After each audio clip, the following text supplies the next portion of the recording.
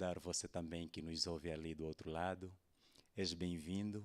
Estamos gratos por teres tomado o seu tempo. Se calhar você está ali sentado no teu sofá ou deitado na cama, no teu quintal. Temos a certeza que o mesmo Deus que está aqui deste lado conosco também está ali com você. E a nossa oração é que esta mensagem que estará sendo ministrada alcance você e alguma coisa de diferença possa fazer em sua vida também. Agora convido a todos, por favor, vamos inclinar os nossos rostos para pedirmos a orientação de Deus. Oremos a Deus.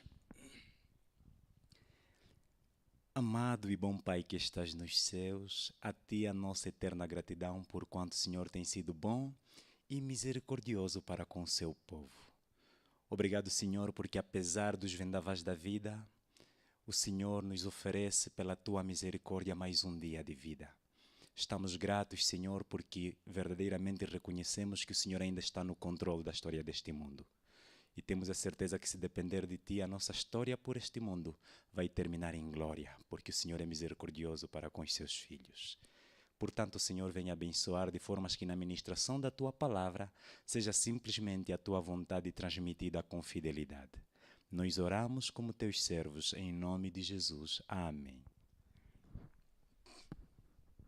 Queridos, nós estamos numa semana cheia de bênção, denominada Voz da Juventude, é um programa da Conferência Geral dos Adventistas do Sétimo Dia, e este programa tem alcançado milhares de jovens em vários lugares deste mundo.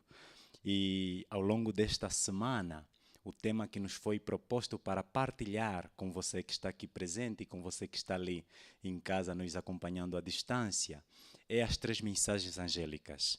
E como dissemos bem ontem, há várias formas de certa forma, denominar as 3 mensagens angélicas. Alguns a tratam como a verdade presente para os dias de hoje, outros preferem tratar como o último apelo de Deus para a humanidade, outros preferem tratar como as últimas mensagens de advertência para o mundo. E nós, durante esta semana, escolhemos, como vedes na tela, este tema, Gritos de Misericórdia. Gritos de Misericórdia. Gritos por quê? Porque, na verdade, é Deus fazendo o último convite para o mundo. Só que desta vez, Deus já fez vários convites, desde a existência deste mundo, desde que o pecado se instaurou no mundo, o Senhor tem procurado várias formas de convidar a humanidade ou de chamar a atenção da humanidade para a salvação que Ele mesmo instituiu desde a fundação do mundo. Mas desta vez, no texto que estamos estudando, que é no capítulo 14 de Apocalipse, Deus não só faz um apelo, como Ele faz um apelo diferente de outras vezes, com grande voz. Os anjos que estão proclamando as 3 mensagens angélicas da parte de Deus, eles ecoam com grande voz, como se estivessem gritando. E ontem nós lemos a primeira mensagem angélica que encontramos lá no capítulo 14 de Apocalipse, verso 6, né? O anjo está voando pelo meio do céu. Atenção que ele não está vindo do céu. Ele está voando pelo meio do céu. Né? Não está simplesmente descendo do céu para a terra, mas ele está voando. O voar pelo meio do céu indica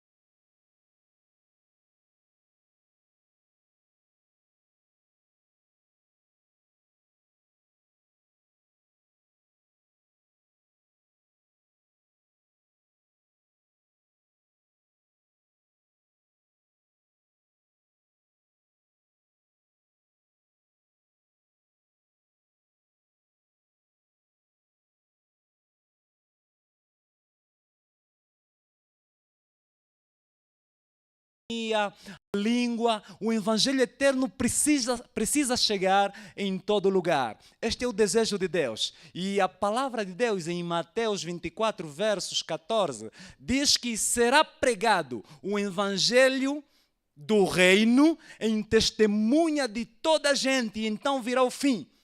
O Evangelho será pregado em todo o mundo, em testemunha de toda a gente, e então virá o fim. E este Evangelho que Mateus menciona é exatamente o Evangelho eterno descrito em Apocalipse 14, verso 6.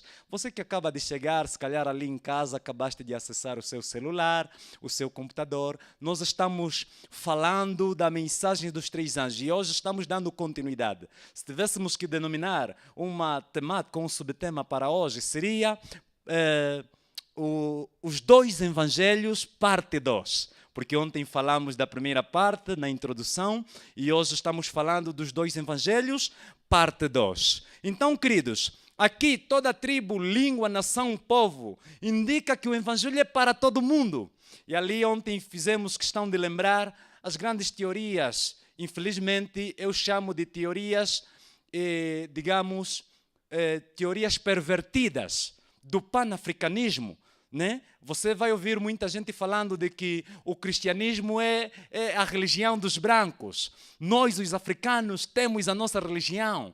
Nós temos as nossas tradições, os nossos ancestrais nos deixaram o nosso estilo de adoração. E por isso devemos de todas as formas rejeitar o cristianismo. Mas aqui a mensagem do primeiro anjo está reprovando estas teorias, dizendo que não. O evangelho eterno que tem que se pregar e que os cristãos pregam no mundo fora é para toda a nação, tribo, língua, povo, não importa. É para todo mundo. E eu dou glória a Deus por isso, porque o Evangelho chegou em África e especialmente em Angola, porque foi profetizado por Jesus que o Evangelho iria a toda a humanidade para que o fim de todas as coisas chegue em breve. E nós estamos gratos porque nós recebemos o Evangelho. E ontem ainda também falamos de que, na verdade, há muitas igrejas pregando o Evangelho. Há muitas igrejas que dizem que nós pregamos o Evangelho da verdade.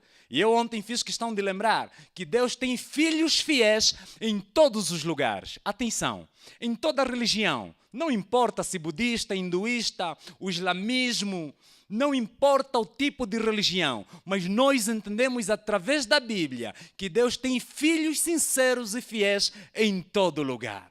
Isso é muito importante entendermos. E dentro da religião cristã, Deus também tem filhos fiéis e sinceros em todas as denominações. Seja metodistas, pentecostais, evangélicos, católicos, presbiterianos, anglicanos. Todas as denominações, em todas as denominações, em todos os lugares podemos encontrar filhos sinceros de Deus. Mas uma coisa é certa, e eu preciso repetir nesta noite. Nem todas as denominações têm sido guiadas pelo verdadeiro evangelho.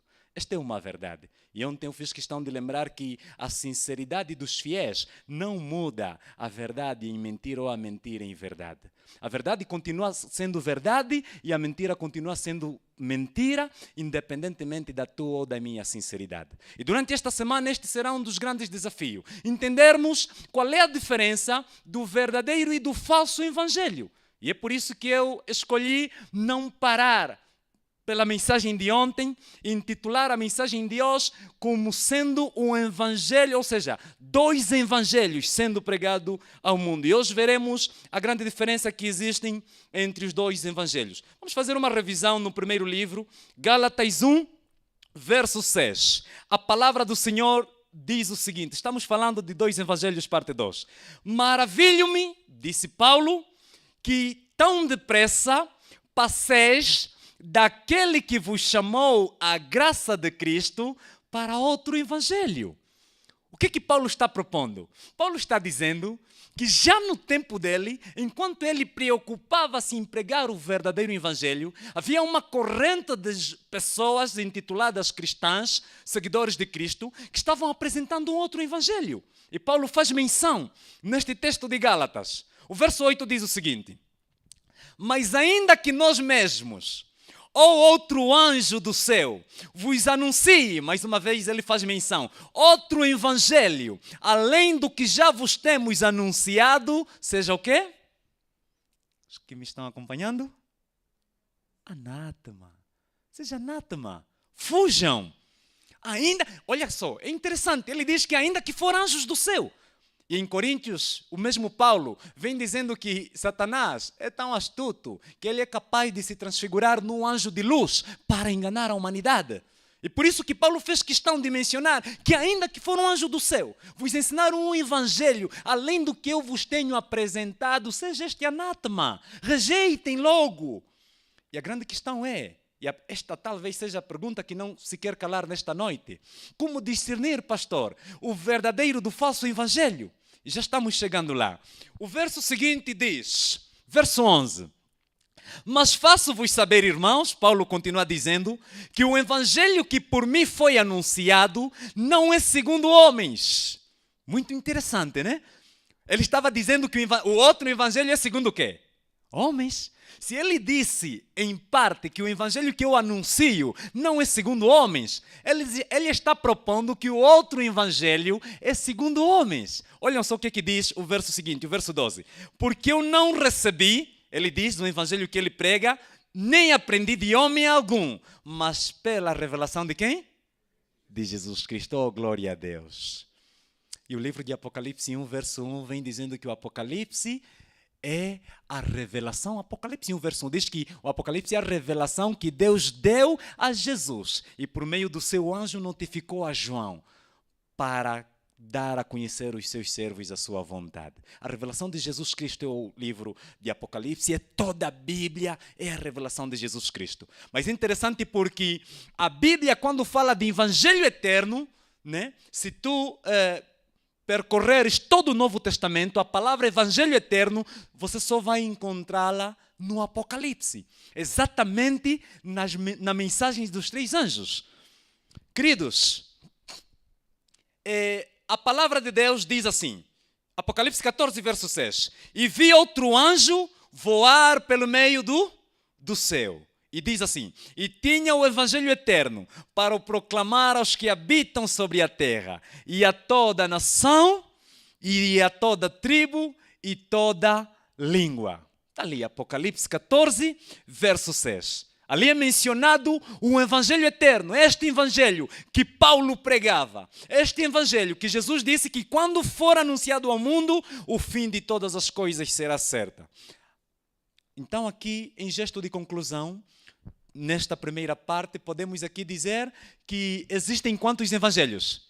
Dois evangelhos. Não 4, não 5, não 6. É 2. O verdadeiro e o falso. Um evangelho enviado por Deus para a humanidade, outro evangelho que tem sido promovido por Satanás e pelos seus agentes. E eu ontem disse uma coisa interessante e faço questão de lembrar. Eu disse que durante os 6.000 anos de existência que esse mundo tem, mais de 6.000 anos de existência. E com certeza Satanás também tem cerca de 6.000 anos de experiência com a humanidade, de experiência, né, em tentar a humanidade. Eu disse que Satanás só tem se utilizado de 2 instrumentos. O primeiro instrumento que Satanás utilizou ao longo da história é perseguição e morte. 2 instrumentos para desviar os filhos de Deus. Se não está perseguindo e matando, Satanás está usando o segundo instrumento. Satanás está falsificando o evangelho e, com toda a certeza, levar muita gente à apostasia. Só isso. Na Idade Média, ele matou muitos cristãos fiéis. Se você estudar a história de Tyndale, Martinho Lutero, John Calvino, se você estudar a história de John Huss, homens que morreram queimados na fogueira, por causa da verdade, Satanás estava matando os sinceros e fiéis de Deus. Mas nos dias de hoje, os cristãos morrem por causa da palavra de Deus? Ser cristão pode te causar morte nos dias de hoje? Já ouve-se falar, né, lá em algures, em outros lugares, alguns cristãos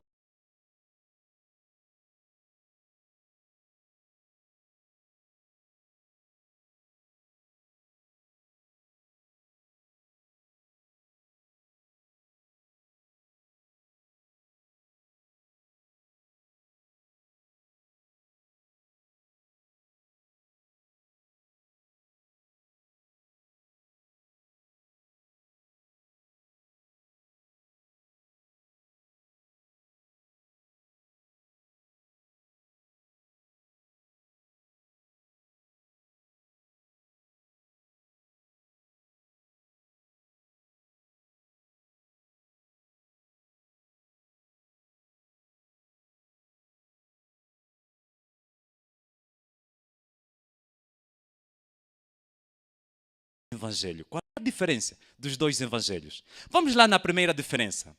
A primeira diferença, como Paulo disse, o evangelho terreno, eu estou chamando de terreno porque Paulo definiu o evangelho segundo os homens. E um evangelho é segundo a revelação de Jesus Cristo. Então, o evangelho terreno é o evangelho cujo centro é o homem, como Paulo mesmo disse, que o evangelho que eu anuncio não é segundo os homens. Então quer dizer que o outro é segundo os homens. É o contraste, é o contrário.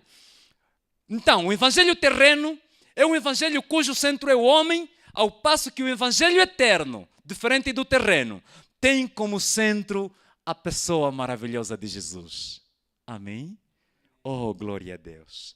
É por isso que ele disse em Gálatas: mas faço-vos saber, irmãos, que o evangelho que por mim foi anunciado não é segundo homens, porque não recebi, verso 12, nem aprendi de homem algum, mas pela revelação de Jesus Cristo. É este evangelho. Sabem o que Jesus disse certa vez em Mateus 15, verso 9? Ele disse assim: muitos em vão me adoram, ensinando doutrinas que são preceitos de homens. Preceitos dos homens. Então, existe um evangelho de homens? Existe. Um evangelho cujo o centro é o homem. E vocês vão perceber um pouco mais à frente. Outra diferença. Você que está ali em casa, você está mesmo atento? Você está atenta? Fosse bom que apontasses mesmo. Isso é muito importante e vai fazer toda a diferença em sua vida. Eu faço questão de ir para a segunda diferença. O evangelho terreno é o evangelho de fé sem obediência. Vocês vão ouvir falar de muita gente que diz que crê em Jesus, vai à igreja, adora a Deus, mas não obedece a Deus. É seletivo, né? O importante é a fé. O importante é que Jesus me amou de todo o coração, morreu por mim. É isso que importa. E Jesus olha para você e diz: o que fazes por mim? É você obediente à minha palavra? Sabe, o evangelho eterno é um evangelho cujo a fé é demonstrada na obediência a Deus. Amém? Essa é a grande diferença. Um evangelho que está sendo pregado, você segue Jesus sem obedecê-lo. Outro, você mostra que segue Jesus pela obediência que você tem. Né? Quem ama o seu pai obedece o que o pai manda. Não é isso? É verdade. Em casa você não pode dizer que você gosta e ama o teu pai e a tua mamã, enquanto ela te manda ir à praça, lavar a louça e você simplesmente nega. Que amor é esse?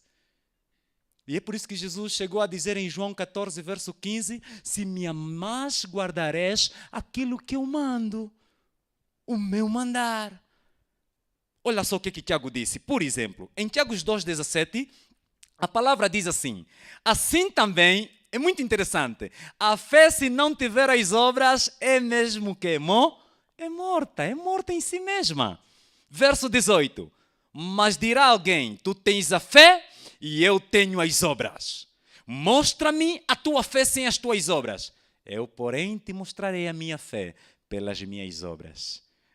A fé é demonstrada pelo nosso estilo de vida. Se você crê que é de Jesus, então vive como se Jesus habitasse em teu coração. Faça o que Paulo fez. Vivo não mais eu, mas Cristo vive em mim. A vida que agora vivo, vivo-a na fé, pelo Filho de Deus, que a mim mesmo se entregou. Ele disse isso em Gálatas 2, verso 20. É isto, demonstração de fé, através das obras, através do viver, através do caminhar. Bem-vindo, Paulino. Que o Senhor abençoe a sua presença. Nós aqui vamos continuar. Olhem só o que Tiago disse no capítulo 2, verso 17 e verso 19. Diz assim a palavra, Tiago 2, verso 19 agora. Tu crês que há um só quê? Fazes bem, não é isso? Você crê que há um só Deus, mas tem alguns que também creem. Quem são? Os demônios também creem e estremecem. Ontem falamos quem são os demônios, lembram? Quem são os demônios? Anjos caídos. Obrigado, Isaac. Demônios são anjos caídos. Apocalipse 12, verso 4, diz que quando Satanás foi expulso do céu, ele leva consigo a terça parte das estrelas do céu. E quando nós pesquisamos, vasculhamos a Bíblia para descobrir o que significa estrela, em Apocalipse 1, verso 20, a Bíblia diz claramente que estrela significa anjos. E ao dizer que a sua cauda arrastou a terça parte dos céus, Jeremias, ou Isaías, desculpem, vem dizendo que cauda é símbolo de falso profeta. Acho que Jeremias 17:9 ou 9:17, não me lembro bem por agora. Então, quer dizer que Satanás, com a sua astúcia, com o seu engano, ele levou consigo a terça parte dos anjos do céu. E estes são os demônios. Se tu em casa leres em Marcos 1, versos 24, você vai ver que ali o demônio reconhece Jesus. E ele disse: o que queres comigo? Queres destruir-me? Vieste destruir-me? Alguém estava possesso de demônio. E o demônio falava por intermédio desta pessoa: Filho de Deus, você veio destruir-me. Eu sei que tu és o Cristo. Quer dizer, eles reconhecem que Ele é o Cristo, o Filho do Deus Santo. Eles sabem quem é Jesus, porque estavam lá no céu, queridos. E eles creem em Deus também. Mas tem uma coisa que os demônios não fazem. Eles não obedecem a Deus, apesar de crerem que Deus existe e que Deus é poderoso. E eles estremecem, mas obedecer eles não fazem. O que implica dizer que quando você é um cristão que não obedece, você está seguindo os mesmos passos dos demônios, crendo sem obediência. É muito triste, porque há muitas religiões há muitas denominações no mundo cristãos promovendo esse tipo de cristianismo, seguir a Deus sem obedecê-lo. E aqui o texto é muito profundo, por isso que eu me demorei em dizer que os demônios também creem. E se tu crês, fazes bem, mas você precisa dar um passo a mais, começar a obedecer a Deus, sair da fé para a prática.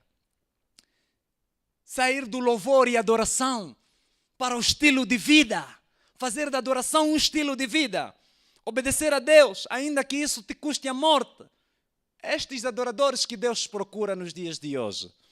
Outra diferença entre o verdadeiro e o falso evangelho. Entre o evangelho terreno e o evangelho eterno. Diz assim: um evangelho terreno prende a vida e a mente do ser humano nas coisas desta terra. Quando você vê uma denominação promovendo só vida nesta terra, não falam de eternidade, não falam do céu, prendem a mente dos adoradores nas coisas desta vida, tentar fazer a tua vida prosperar, você viver bem, aquela coisa toda, mas nada de eternidade. Então preste muita atenção. Sabem o porquê? Porque, por outro lado, o evangelho eterno prende a vida e a mente do ser humano nas coisas celestiais. Porque as coisas celestiais são mais importantes que as coisas terrenas. Mas vale perder esta vida e ganhar a vida eterna, filhos. Que fique bem patente esta palavra no vosso coração. Sabem o que João escreveu? Olha só, leia comigo o que ele escreveu. Diz assim a palavra do Senhor: não ameis o quê? Estão me seguindo? Não ameis o mundo, nem o que no mundo há. Se alguém ama o mundo, o amor do Pai não está nele. Porque tudo o que há no mundo, a concupiscência da carne, a concupiscência dos olhos, a soberba da vida, não é do Pai, mas do mundo. O verso 15 diz: e o mundo passa, e a sua concupiscência também, mas aquele que faz a vontade de Deus permanece. É como se estivesse a dizer: aquele que obedece o que Deus quer, permanece para sempre. Amém? Então, o verdadeiro evangelho, ele conecta a mente do ser humano com as coisas celestiais. Você toda hora acorda sonhando com o céu. Oh, glória a Deus. Acordar sonhando com o céu. Eu tenho um amigo chamado Leo Sauá, ele é daqui do Ambo. Ele uma vez sonhou. Ele sonhou que Jesus voltou. E Jesus voltou, só que ele ficou e ele chorava. E é interessante porque ele, quando acordou, ele fez uma gravação e publicou esse sonho. Identificou-me. E sabe, ele viu no sonho alguém, viu-me a mim no sonho. E ele gritava: Pastor Hermenegildo, no sonho. Eu indo com Jesus ao céu, espero que eu vá mesmo, né? Espero que eu vá mesmo, que não seja o contrário. Porque há muitos que dizem Senhor, Senhor, mas não entraram aonde? No reino do céu. Não sei se você que me ouve do outro lado és destes também. Fala muito de Jesus, mas no fundo da tua alma há um vazio que Jesus ainda não preencheu. Fosse bom que ele preenchesse antes que ele volte para esta terra. Então este meu amigo sonhou assim. E ele acordou, fez uma publicação. Eu, quando vi aquele vídeo, fiquei muito arrepiado, porque eu estava no sonho. Ele me viu no sonho. Ele sonhou com a vinda de Cristo, mas ele ficando. Ficou impressionado, e eu também fiz a publicação daquele sonho, fazendo um apelo para os jovens, que é tempo de nos arrepender, é tempo de abraçar Jesus, é tempo de estar perto das coisas celestiais. Sabem, um dia tudo vai terminar, e a palavra está dizendo que só os que permanecem em Deus viverão para sempre. Vida para sempre é a melhor coisa, não há envelhecer, não há doença, não há dor, não há morte, é isso que as pessoas estão trocando com os deleites desta vida, com as coisas passageiras desta vida. Estamos prestes a terminar. Vamos ainda em outra diferença que eu acho muito fundamental entre o verdadeiro e o falso evangelho. O evangelho eterno leva Jesus até ao pecador, mas não leva ao pecador. Ei, troquei, peço desculpa. O evangelho o quê? Terreno. O evangelho terreno leva Jesus até o pecador, mas não leva o pecador até quem? Até Jesus. Sabem por quê? Porque você, quando foi alcançado pelo evangelho terreno, você pode seguir Jesus sem abandonar os teus vícios, continuar na tua vida normal. Ou seja, você foi até Jesus, não é isso? Mas Jesus não foi até você, não está no teu coração. Esse é o evangelho terreno, ele faz isso. As pessoas seguem Jesus, mas a vida continua sendo a mesma. Estás a ver? Eles dizem que se converteram, mas vivem a vida passada. E você vê isso nas suas obras, a maneira como falam com o irmão, a maneira como julgam o vizinho, a vizinha, a maneira como tratam dos negócios. Quer dizer, você vê que Jesus não está no coração, mas ele vai à igreja. Ele fala que é de Jesus. E é por isso que Mateus 7, versos 21, a palavra diz que nem todo que me diz Senhor, Senhor, entrará onde? Entrará no reino dos céus. Mas aquele que faz a vontade do meu Pai que estás nos céus. Porque há muita gente que com os lábios fala de Jesus, mas Jesus não está no seu coração. O evangelho terreno tem esta característica. Ao passo que o evangelho eterno, ele vai aproximar o pecador a Jesus, mas também vai colocar Jesus no coração do pecador. E Jesus faz morada no coração quando o evangelho eterno chega. Por isso que ele disse que esse povo honra-me com os lábios, mas o seu coração está longe de mim. Em Mateus. Honra-me com os lábios, mas o coração está longe de mim. O evangelho eterno, essa é outra diferença que estou falando. O evangelho terreno, aceita todos e aceita também quê? Tudo. Vocês entendem essa diferença? O evangelho terreno aceita todo mundo, mas também aceita quê? Tudo. Você vai na igreja como quer, faz o que queres, comes o que queres, vives como queres. Esse é o evangelho terreno. Sabe, o eterno é o quê? O eterno faz o contrário, aceita todos também, mas não aceita tudo. Porque houve conversão, tem que haver mudança, né? Vem como estás, mas eu não te deixarei como estás. Alguma coisa o evangelho tem que mudar na sua vida. A beleza do evangelho eterno. A beleza do evangelho. Olhem só o que Paulo disse em Coríntios. Diz assim Paulo: todas as coisas me são lícitas, mas nem todas as coisas convêm. Todas as coisas me são lícitas, mas nem todas as coisas edificam. Então, quer dizer, ele aceita todos o evangelho eterno, mas não aceita tudo, porque nem todas as coisas convêm. Apesar de estarem disponíveis, apesar de estarem ao meu dispor, à disposição, eu devo selecionar aquilo que a palavra de Deus aprova e aquilo que a palavra de Deus reprova. Vamos agora na última diferença. Isso é muito interessante. O evangelho terreno cobre o pecado do mundo. Cobre o pecado do mundo o evangelho terreno. Mas o evangelho eterno não cobre o pecado das pessoas. Faz o quê? Tira o pecado do mundo, porque Jesus, em João 1, verso 29, João Batista mesmo, o precursor de Jesus, ao ver Jesus vindo, ele apontou para Jesus dizendo: eis o Cordeiro de Deus, que faz o quê? Não cobre, ele tira. Disse naquela mulher prostituta em João 11, né? Vá e faça o quê? E não peques mais. E ele, quando curava o paralítico, dizia: filho, levanta-te, perdoados estão os teus pecados. Ele cobre com o seu manto de justiça, ele coloca no pecador o seu manto de justiça, ele tira, apaga os teus pecados, perdoa o teu pecado. Esse é o poder do evangelho eterno, queridos. Sabem, há muita gente nos dias de hoje procurando por Jesus. Só que, infelizmente, as pessoas procuram por Jesus em lugares errados. Você vai, por exemplo, ouvir de pessoas que procuram por um milagre na vida. O milagre de emprego, o milagre da cura de uma enfermidade, talvez, o milagre da riqueza, o milagre de um parceiro, né? As mulheres estão padecendo, dizem que no mundo tem poucos homens, né? Algumas estão procurando milagre nas igrejas, querendo casar-se. Algumas, elas veem que a idade está avançada, aquela preocupação, aquele aperto psicológico, aperto mental. Então elas procuram lugares errados. Há muita gente, por exemplo, procurando um milagre, sei lá, da prosperidade material e de diversas formas. E sabe o que acontece? Algumas pessoas encontram mesmo. Sabem porque Satanás está disposto a oferecer esse tipo de coisa. E ele faz facilmente. Aliás, quando Satanás foi expulso do céu, prestem bem atenção, Deus não lhe tirou os poderes sobrenaturais. Não. Por isso que se transforma num anjo de luz. Satanás pode dar riqueza? Pode. Ele não chamou Jesus e disse, se prostrado me adorares, te darei todo este reino, todo este mundo. É só adorar, que eu te dou o mundo, a glória deste mundo. Há muita gente que se dobra diante de Satanás, está sendo rico, estão prosperando, as pessoas estão tendo carro, casa, família e muita coisa. Mas a minha questão é, será que isso é o mais importante?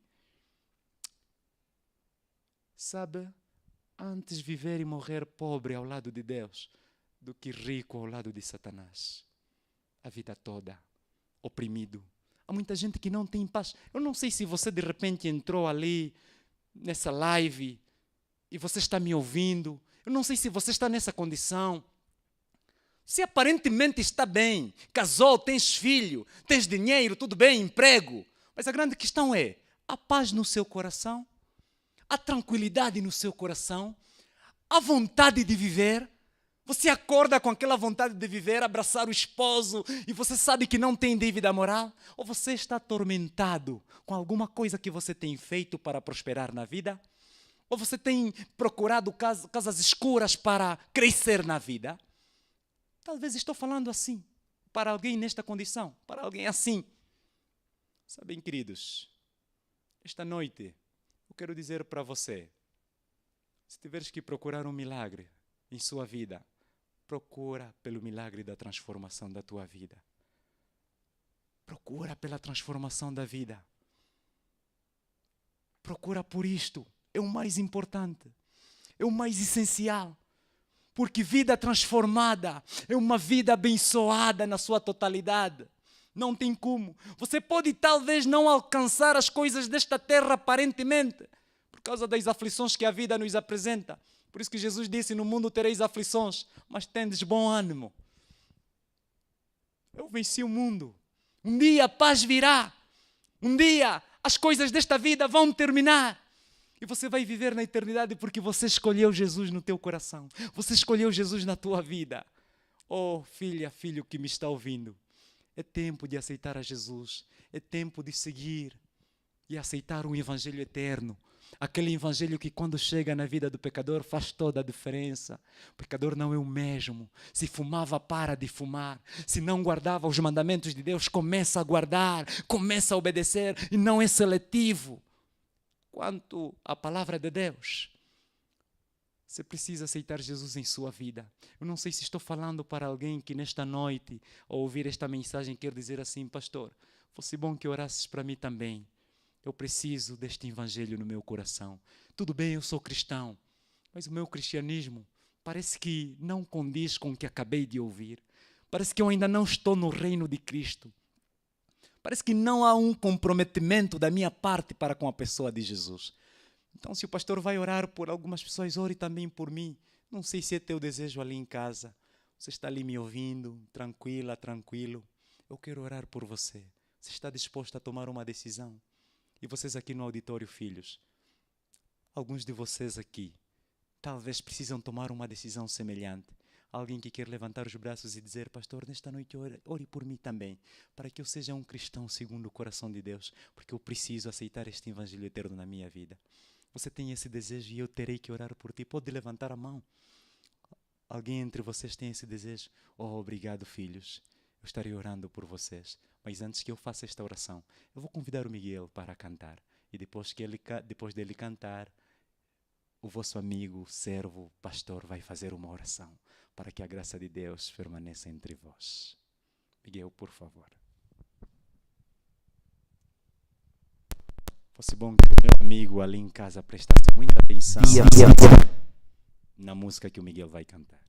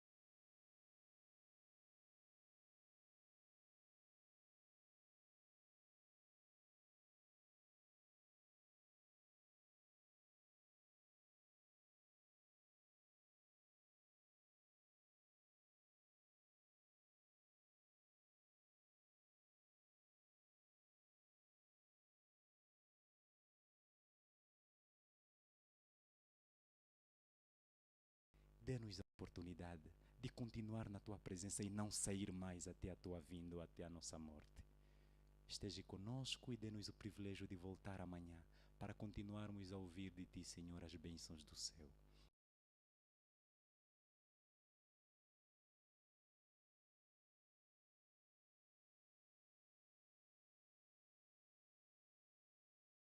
Onde nos méritos do nosso Salvador. Amém. Podeis sentar. Muito obrigado, filhos, pela vossa presença. O desafio que fica para esta semana é que você ajude, por favor, a partilhar estas mensagens.